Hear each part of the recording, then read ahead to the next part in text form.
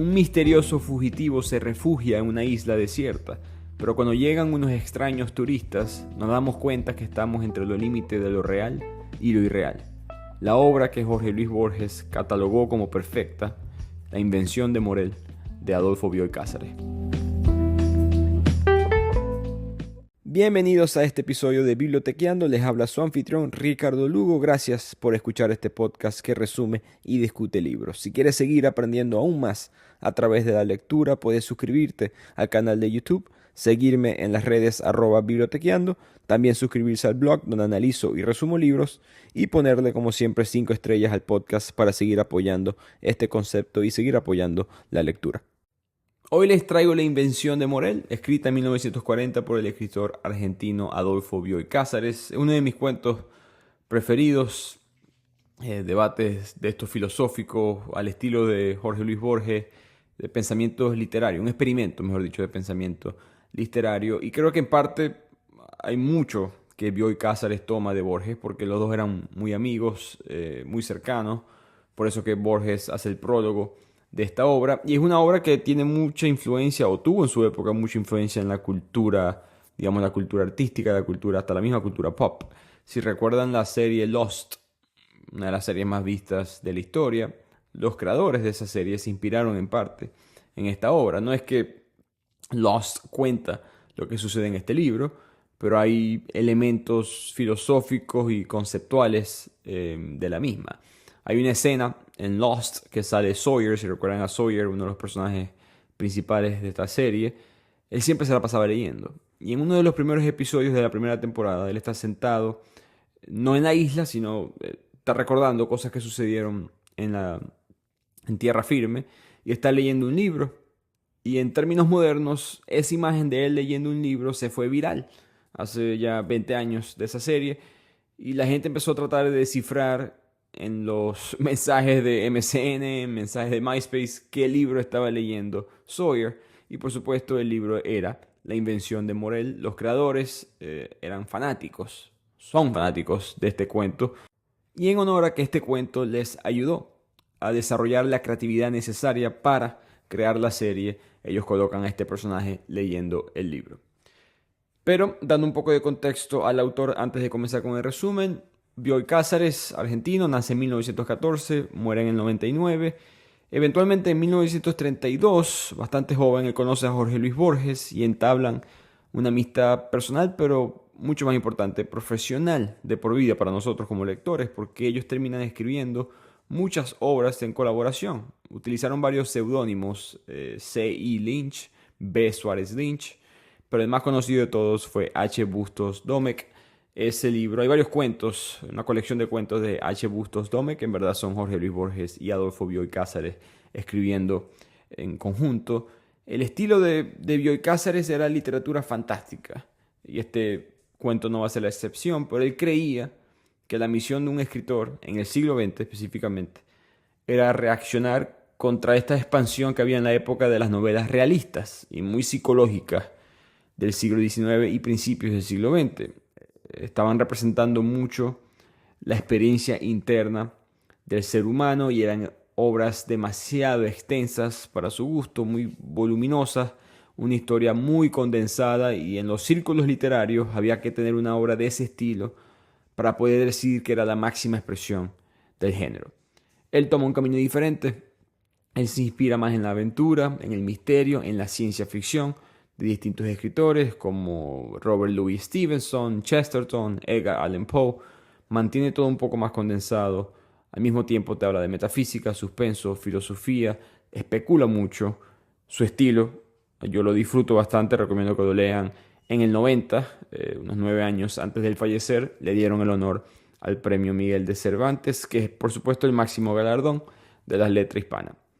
Así que en pocas palabras, esa es la historia de Adolfo Bioy Casares, y empecemos ahora con el resumen, y al final analizaremos los distintos puntos, porque quiero en verdad discutirlos, los mensajes de este libro. Es de esas obras que te deja pensando por más tiempo que lo que pasaste leyendo el mismo libro. Así que la novela toma la forma de un diario. Arranca con un escritor anónimo que está prófugo de la ley, es un fugitivo, y se ha refugiado en esta misteriosa isla que está totalmente desierta.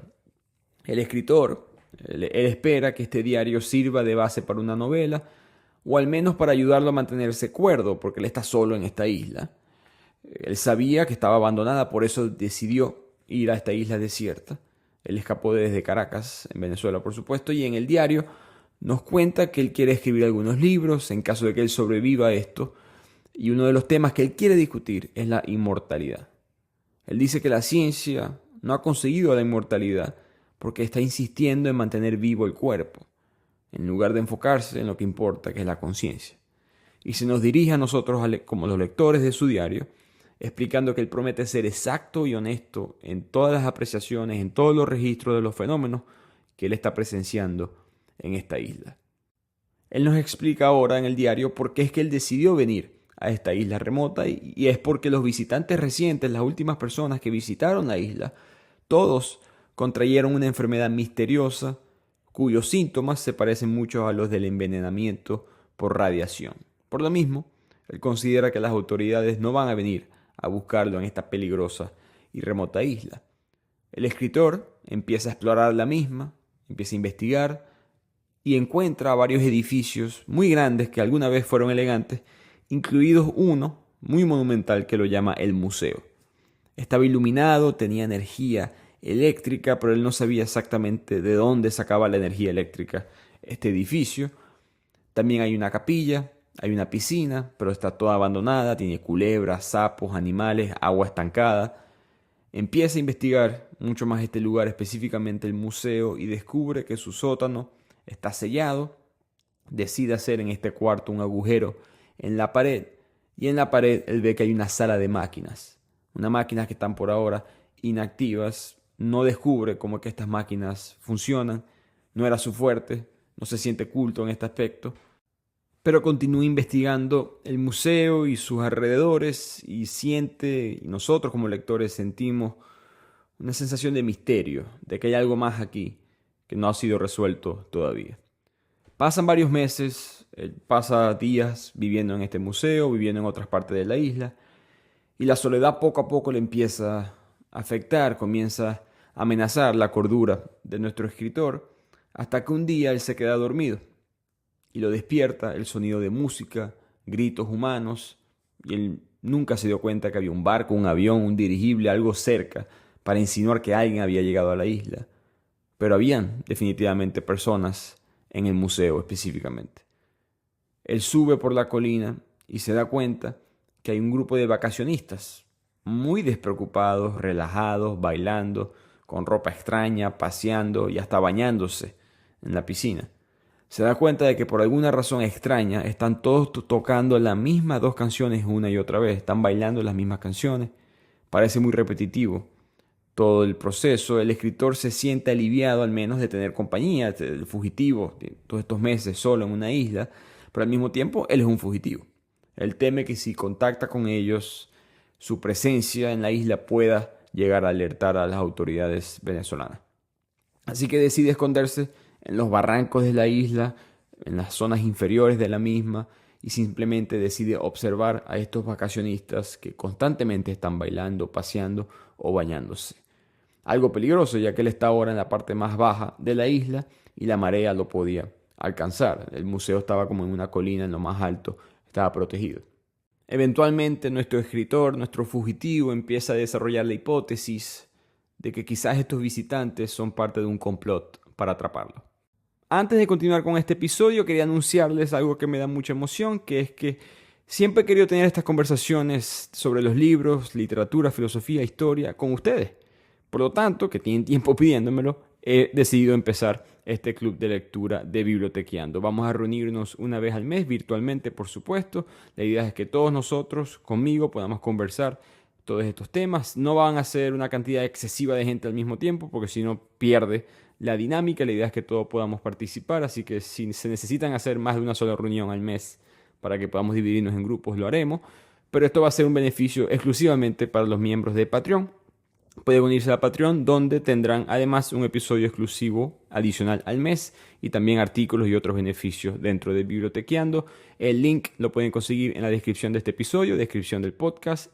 igualmente en la biografía de Instagram, así que espero verlos en este club de literatura de Bibliotequeando. Haremos libros que no hemos hecho, que no he resumido en el podcast, también uno que otro que ya ha pasado en esta ya larga lista de libros. La idea es que podamos todos tener una conversación bastante interesante, así que los espero en Patreon. Volvemos ahora a la historia de la invención de Morel. Todas las tardes, una de esas mujeres del grupo de vacacionistas baja a la playa y contempla las puestas de sol. Le gustaba mirar los atardeceres en la playa y el escritor le empieza a espiar, tratando de descifrar más sobre estos vacacionistas, y poco a poco le empieza a desarrollar sentimientos románticos por esta mujer. Pero el escritor nunca se le acerca. Él teme que ella lo denuncie con sus compañeros. Y en uno de esos atardeceres, cuando la mujer está en la playa, se le aparece un hombre del grupo, de aspecto extraño, vestido con ropa de tenis que no encajaba con el resto de los visitantes, porque todos estaban vestidos con ropa que parecía como anticuada, como elegante. El escritor comienza a sentir celos por este nuevo hombre, por lo tanto empieza a acercarse más a ellos para poder espiar las conversaciones. Escuchándolos a ambos hablar, se da cuenta que este hombre se llama Morel y la mujer se llama Faustine. Ambos están hablando en francés.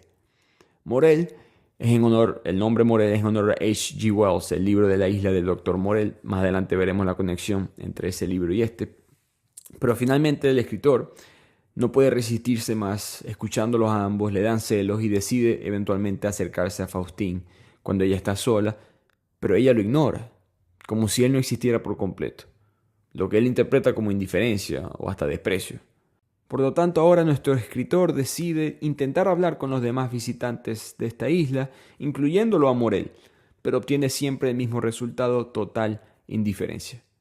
Al cabo de un tiempo, el escritor empieza a notar que Morel y Faustine a veces repiten palabra por palabra las mismas conversaciones, repitiendo incluso los mismos gestos físicos, y los visitantes, como ya hemos mencionado, también parecen seguir bailando siempre la misma canción.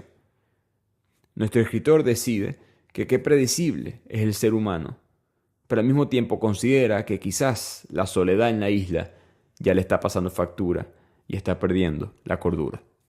De repente un día, súbitamente, los vacacionistas desaparecen, sin dejar ningún tipo de rastro. No hay ruido, no hay música, no hay Faustín, no hay Morel. El escritor, confundido, regresa al museo, pero no encuentra ningún tipo de evidencia de la anterior presencia de estos vacacionistas, ni de ninguna otra presencia humana. Nuevamente llega a la única conclusión posible, que es que él ha estado alucinando, que se intoxicó con algunos de los alimentos o las plantas en esta isla. Pero de repente esa noche los visitantes vuelven, reaparecen, aparentemente de la nada. El fugitivo se esconde de nuevo, evitando ser visto por ellos, pero no sin darse cuenta primero, con bastante extrañeza, que se están comportando de manera inadecuada.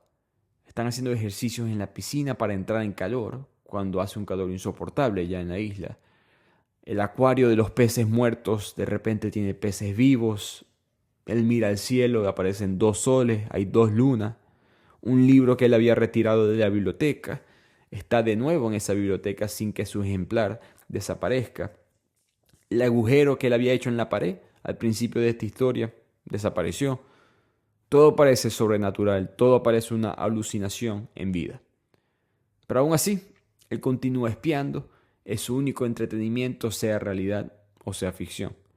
Se entera de que los visitantes son gente rica, elegante, que ha llegado a la isla por invitación de Morel, a quien todos consideran un extremado genio. Y también llega a sospechar que Faustín tiene una relación sexual con uno o quizás 2 de los otros visitantes. Pasan los días y el escritor presencia a Morel dándole una presentación a los visitantes en el grupo, comunicándose abiertamente con todos. Y Morel confiesa que tras largas investigaciones él ha inventado una nueva tecnología, una máquina que tiene la propiedad de grabar no solamente las imágenes de las personas, sino también sus olores, sus sonidos, sus texturas, hasta sus almas. Es una máquina que puede captar la realidad con esa exactitud, incluyendo el alma de las personas. Y después esas imágenes, esas grabaciones, pueden ser reproducidas perpetuamente, constituyendo así un paraíso privado donde sus imágenes vivirán para siempre esos días donde fueron grabados, manteniendo la conciencia de ese mismo momento. Él admite que su motivo fue el amor por una mujer. El escritor asume que esa mujer es Faustine, pero no está seguro. Morel continúa hablando y explica que en sus primeras pruebas las hizo con unos empleados de una casa. Y aquí el grupo de vacacionistas se preocupa, se desesperan y recuerdan que esos mismos empleados murieron poco después. Y piensan todos, por lo tanto, que ahora ellos van a morir. Morel explica que por eso es que él los ha invitado aquí, a esta isla, porque aquí ya ellos han sido grabados y así ellos van a poder revivir esta fiesta para siempre. Lógicamente los vacacionistas se asustan, empiezan a reclamar indignados que cómo nos grabaste, si nos grabas nuestras almas van a ser transferidas a otro lugar, a otro plano, y si eso sucede vamos a morir. Y Morel se molesta, les dice que yo le estoy ofreciendo a ustedes la inmortalidad y ustedes no la están apreciando. Les estoy ofreciendo que este momento tan bonito que estamos viviendo, esta fiesta, esté perpetuamente con conciencia activa en la historia. Él se retira de esa reunión molesto, dejando sus notas en el escritorio, decepcionado con los demás. Eventualmente los invitados bajan la guardia y determinan que Morel al fin y al cabo es un genio. Él sabe lo que hace. A lo que concluye esta extraña y preocupante presentación de Morel, nuestro fugitivo, que por supuesto escuchó todo, duda de la veracidad de ese discurso, duda que en verdad Morel haya descubierto ese tipo de tecnología, pero poco a poco termina creyéndole, porque él se apropia, cuando todos se van, apropia las notas que Morel dejó en el escritorio, y ahí descubre el proyecto o el plan completo de Morel. En las notas sale que él planeaba ser grabado con la mujer que él ama. Nuevamente asumimos que es Faustine, para estar con ella por toda la eternidad. Él explica cómo él obtiene el suministro de energía eléctrica por medio de unas plantas que se alimentan con las mareas de la isla. Y aquí el escritor especula que esa es la razón por la cual los visitantes solamente aparecen en determinados momentos. Es cuando hay energía para reproducirlos. Se da cuenta que todo lo que él observa ha sido duplicado por la invención de Morel. Todo había sido grabado y había vivido algo superpuesto a la realidad.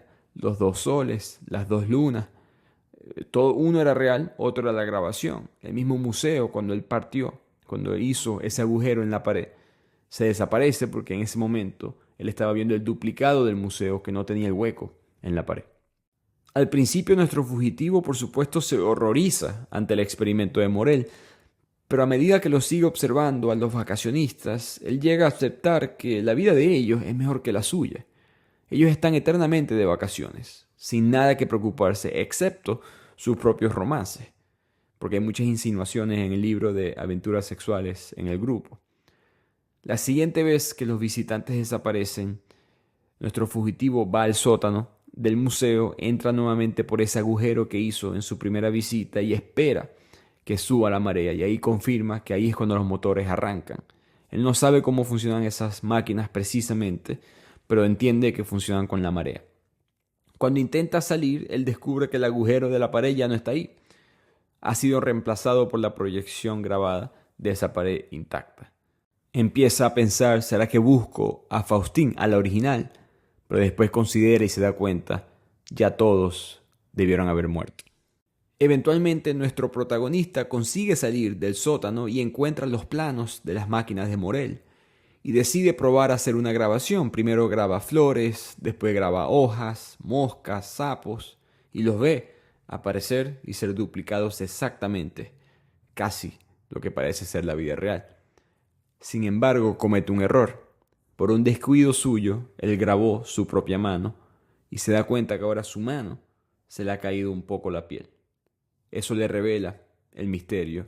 La gente que fue grabada ya está muerta.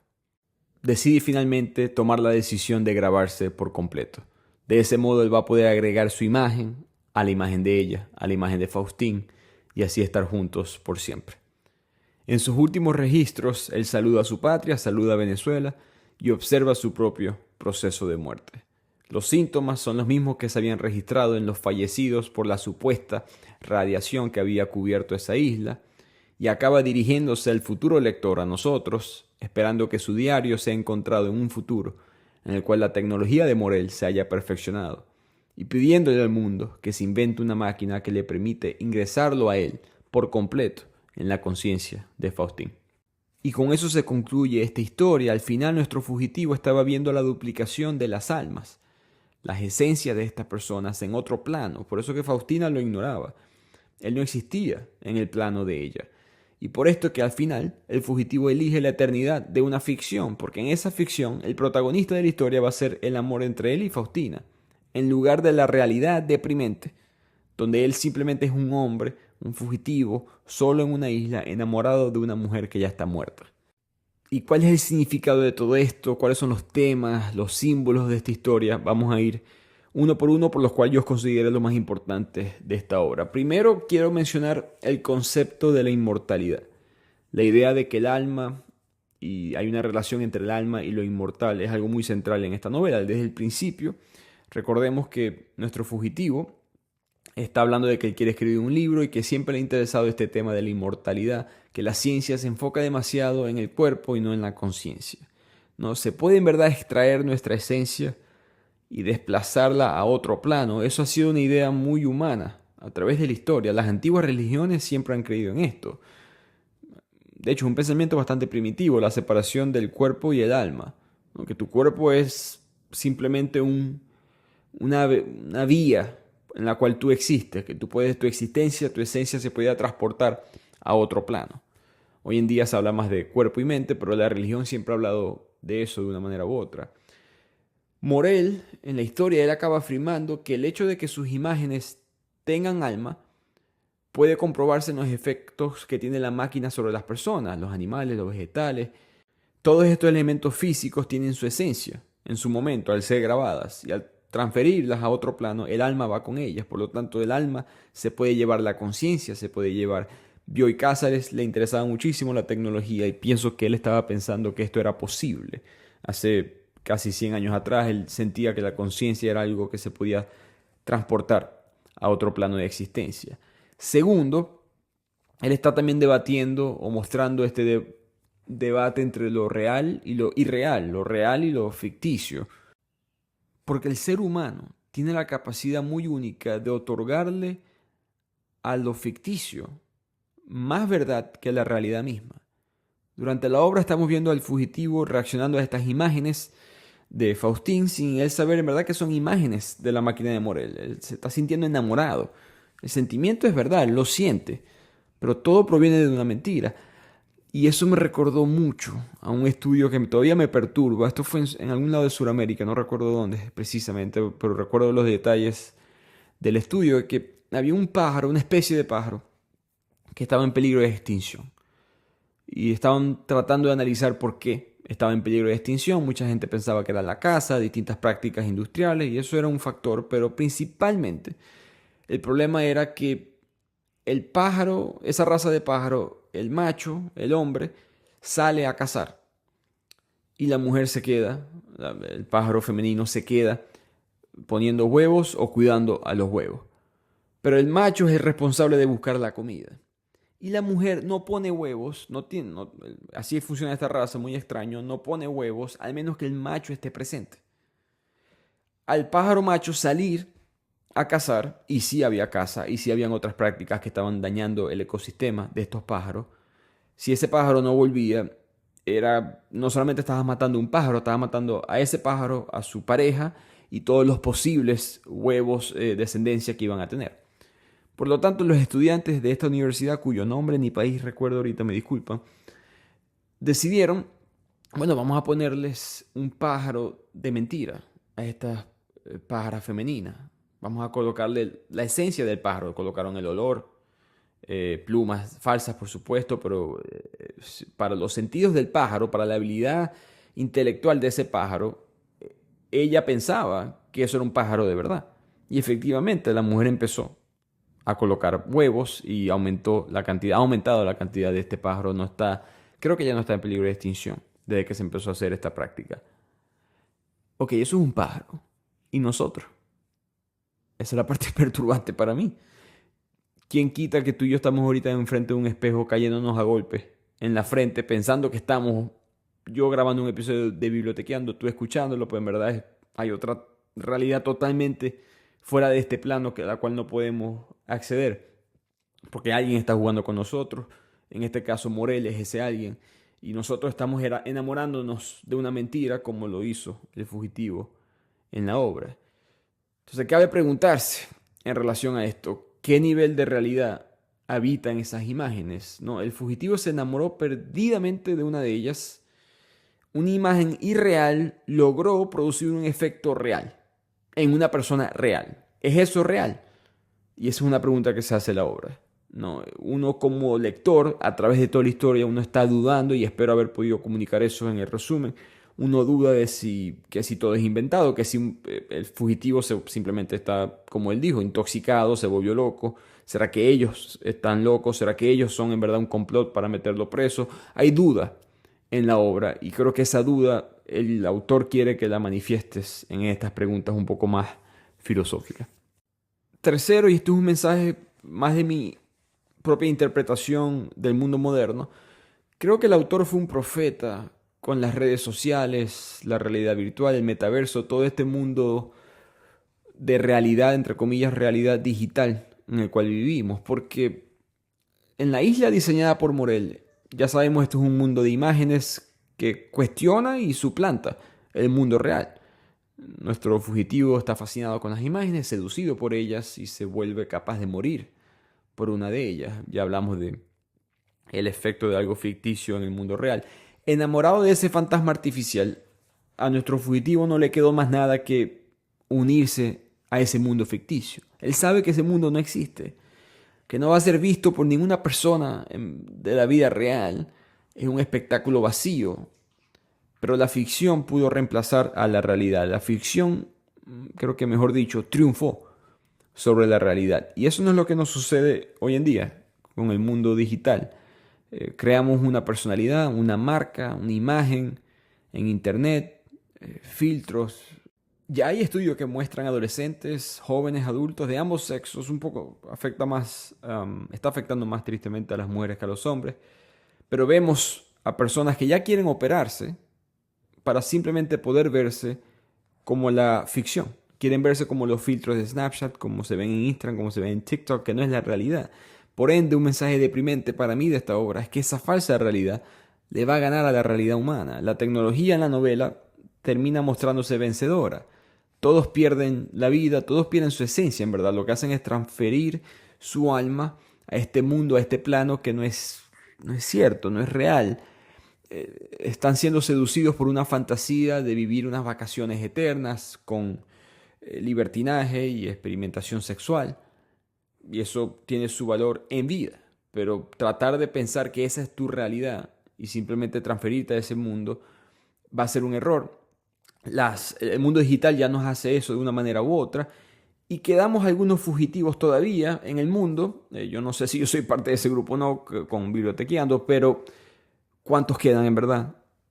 Todos terminaremos eventualmente como el fugitivo. Pareciera que ese es el rumbo, el ritmo que lleva la vida. El fugitivo es el último ser humano que queda alejado de la ficción y al final decide entregarle su vida a las máquinas. Y al mismo tiempo pienso que Morel es una metáfora moderna de las empresas tecnológicas, de las empresas de Silicon Valley, principalmente en San Francisco, en California, en Estados Unidos. El ser humano creó esta tecnología para después luego dejarse fascinar por ella. La creamos, la controlábamos y ahora pareciera que la tecnología nos controla a nosotros, y no solamente físicamente, sino peor aún emocionalmente, nuestra alma. ¿A cambio de qué? Pareciera que el gran beneficio fue la gloria personal de los Morels de Silicon Valley, de los distintos líderes tecnológicos de las empresas de hoy en día.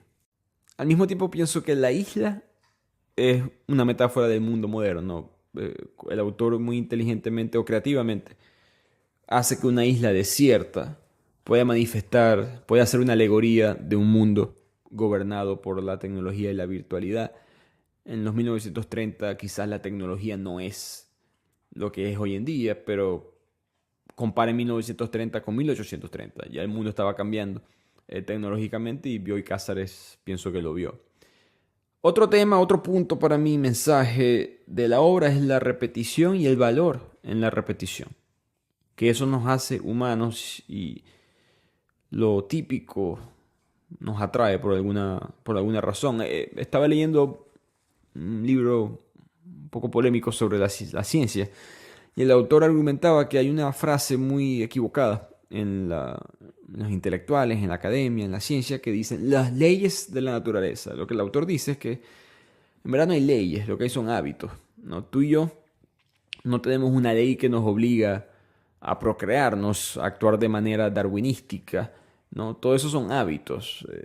Tu perro ladrando cuando ve a otro perro pasar cerca de tu casa, son hábitos que se pueden romper, son cosas que se pueden dejar de hacer. No dice leyes porque se practican en promedio con alto porcentaje, pero no son necesariamente una ley en el sentido propio de la palabra.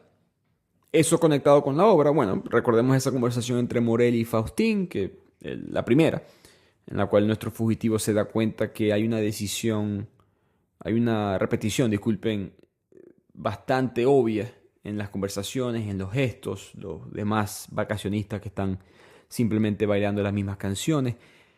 Él lo ve como algo único, extraño de nosotros los humanos, pero que al final de cuentas forma parte de la esencia humana y por eso, entre otras cosas, la decisión final del protagonista es unirse a ese universo de la repetición, unirse a las imágenes, sacrificar su propia vida, una vida espontánea, por mucho que esté en una isla desierta, una vida cada ningún día es exactamente lo mismo, y sacrifica eso por la eterna repetición junto a su amada, que por supuesto es otro mensaje del libro, lo que uno está dispuesto a sacrificar por el amor es bastante alto.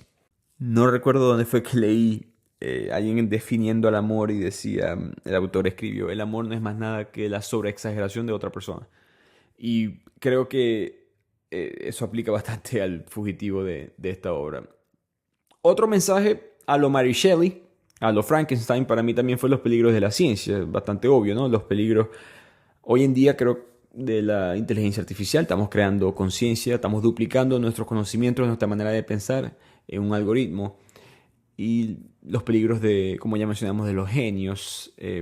Morel decide matarse, decide matar a su amada, decide matar a todos estos vacacionistas para poder ir a una eternidad representada donde todos viven juntos. Cuando todos dudan de que esto en verdad es la decisión correcta, la frase que se lee en el libro es que, bueno, dejen tranquilo a Morel, él sabe lo que hace, él es un genio. Y los genios pueden ser unos psicópatas o pueden ser muy egocéntricos. Hemos recordado muchísimas veces que son genios y se pueden dejar llevar por su propio intelecto, por la sed de gloria y en el proceso, por supuesto, se pueden cometer muchísimos errores. Yo vi una similaridad muy clara entre Morel y el Dr. Frankenstein en estas dos obras. Los genios lograron crear una tecnología que hasta el sol de hoy en día, por supuesto, no se ha duplicado, no existe. Y en ese proceso, en jugando el papel de Dios, un Dios del punto de vista filosófico, rompen con los esquemas, rompen con la esencia humana.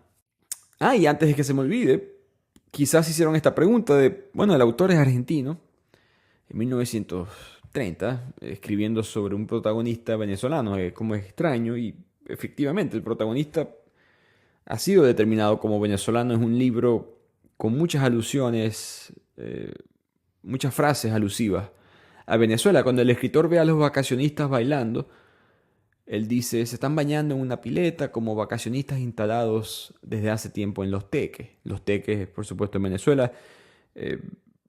Si han probado los tequeños, me imagino que sí. Los Teques en teoría es el lugar donde se inventó los tequeños. Ese es el rumor de esas historias coloquiales. También hay otra frase que dice, se apagaron los ruidos como en un ambiente de nieve, como en las frías alturas de Venezuela. También menciona que la infancia, poco estimulante como las tardes en el Paseo del Paraíso. Muchas frases mencionando a Caracas específicamente y a Simón Bolívar también a través del libro. Yo creo, me quedé pensando en esto y tuve que ir a investigar un poco. Hay argumentos de que esto sería una metáfora de lo que el mundo se iba a convertir. En esta época, Juan Vicente Gómez es el dictador venezolano. Venezuela en verdad no pegamos una. Sí, sí. La democracia para nosotros ha sido simplemente una excepción a la regla históricamente. Nunca ha sido la regla. Pero Juan Vicente Gómez era el dictador y eso no pudo haber sido casualidad, que Bioy Cáceres elige a un país en dictadura, porque pudo haber elegido a cualquier otro. En verdad se habla de que esta isla está en el archipiélago de la isla Pacífico, no es que está cerca de Venezuela ni nada por el estilo. Él elige a una persona venezolana que no muestra en verdad elementos culturales venezolanos, por decirlo así. Se menciona ciertas cosas para él solamente dejar ese mensaje. Hey, este personaje, este fugitivo, está escapando de la justicia en Venezuela, está escapando de la dictadura en Venezuela, porque es un fugitivo, pero no lo vemos como una persona con falta de moral. Él nunca pareciera que se comporta fuera de los elementos civilizados dentro de la obra. Se insinúa así que es un personaje bueno. Huyendo de una dictadura no significa que seas un fugitivo en la manera negativa usualmente con la que usamos esa palabra. Pero investigando un poco sobre esta teoría de por qué se decide utilizar un personaje venezolano en esta obra argentina, José Balsa, que es un autor venezolano, leyó, cuando él lee La invención de Morel, él escribe, y le cito aquí la frase: la invención de Morel en nada se relaciona con el criollismo de Gallegos, eso es Rómulo Gallegos, el autor, pero su vínculo es más profundo, es el de la injusticia, la persecución y la muerte, habituales procederes políticos de aquellas décadas y que cíclicamente parecen haber vuelto ahora a nuestro país. Y creo que ese es el mensaje. Por supuesto, Bioy Cáceres no sabe lo que iba a venir en el siglo XXI en Venezuela, pero él elige a Venezuela con la intención de comunicar la injusticia, la persecución, la muerte, temas que eventualmente toca la invención de Morel. Y por último, creo que un mensaje bastante marcado en la obra es la objetificación de la persona. No creo que eso era un término utilizado en la época de Bioy Cáceres, pero lo hablamos en Ted Chiang, en el resumen de Te gusta lo que ves, de cómo no puedes simplemente tomar la apariencia física de una persona y declarar que eso es la esencia de esa misma persona. Pero eso es lo que hace la máquina de Morel, ¿no? La máquina de Morel, la invención de Morel, logra, en teoría, él dice, traspasar las almas de las personas a este plano solamente al duplicar lo físico de esa persona. Y creo que hay dos mensajes. Uno, lo que ya hablamos, de que, bueno, estamos nosotros vendiéndonos de una manera u otra. Al nosotros caer en este mundo digital, nuestras almas, nuestra esencia como personas se está perdiendo. Estamos muriendo humanamente, no físicamente, pero humanamente estamos pereciendo. Y dos, bueno, nos están objetificando, están pensando que una duplicación física de nosotros en verdad puede de alguna u otra manera marcar, representar toda la esencia tan compleja del ser humano. Y me pareció un mensaje también profundo de esta obra. Como pueden ver, hay mil maneras de analizar este mensaje, esta historia, por eso que es uno de los cuentos quizás más populares, más profundos, por eso que estos creadores de la serie de Lost estuvieron tan enamorados de la obra y poco a poco se les vino la idea de esa tan popular serie. Así que espero que hayan disfrutado este resumen. Nos vemos la próxima semana en Bibliotequeando y si no, nos podemos ver también en el club de lectura. Saludos y nos vemos la próxima.